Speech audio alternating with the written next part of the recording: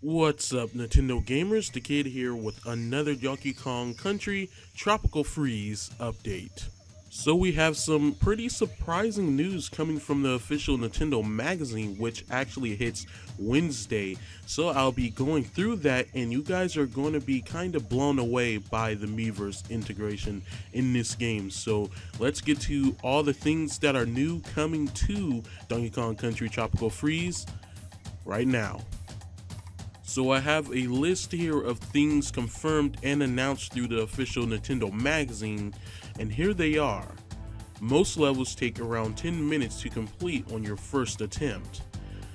There are multiple routes to take in levels. There are 3 secret levels per world. Time attack returns, but you can select which character DK barrels will appear in each level.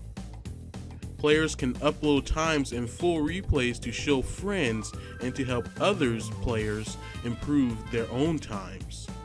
World 4 is made of only underwater levels.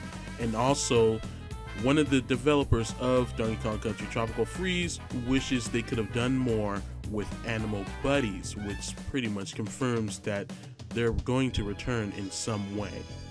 So with that, that's most of the news right now, and that's really pretty much all. So let's get into my thoughts, and then we'll discuss some of this news as a whole, especially Miiverse integration. So for one, Miiverse integration is finally revealed, and man, that took a long time to happen, but it's actually pretty cool, and it's actually something that Mario Kart 8 is going to be doing with the whole Mario Kart TV, and you'll be able to save replays and share them through Miiverse and stuff, through a Mario Kart channel, like Mario Kart Wii's Wii channel. But here, that was actually, I'm quite surprised they have that, and I can see that being very useful to people who like to speedrun like I do in platformers, and for people who in generally need help, because if you haven't played Donkey Kong Country Returns, you would know that that game got pretty brutal in difficulty, and it was just glorious and it was fun. And even here they say that this game is still going to retain that difficulty a little bit lower down, but it's still going to have a significant amount of difficulty, but they've installed things like more hits and damage points for you to get. Instead of just 2, you can have 3 for each character, 6 hits instead of just the standard 2. So they install things in the game to work around some people's frustrations with the whole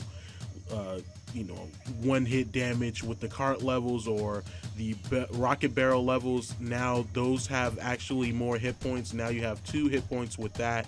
If you get hit, you won't die immediately, you'll actually have another chance. So it's still going to be difficult, but fairly easier at the same time.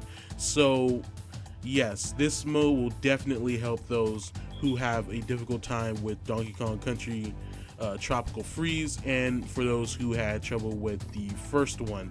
So I can see myself using this a lot just to brag on my time and stuff, because I really love speed running in platformers. That's one of the reasons why I love platformers so much, and I'm glad this is again giving you a lot of incentive to speed run, even more so than Donkey Kong Country Returns or any other platformer game to date. That's actually a mode that really needs to be more in platformer to save replays and just brag about it, not just leaderboards. Okay, I see leaderboards, but I would like to see how you actually accomplish that, and maybe take some of the tips you did and the approach you made for me to have maybe a better time or just as good time.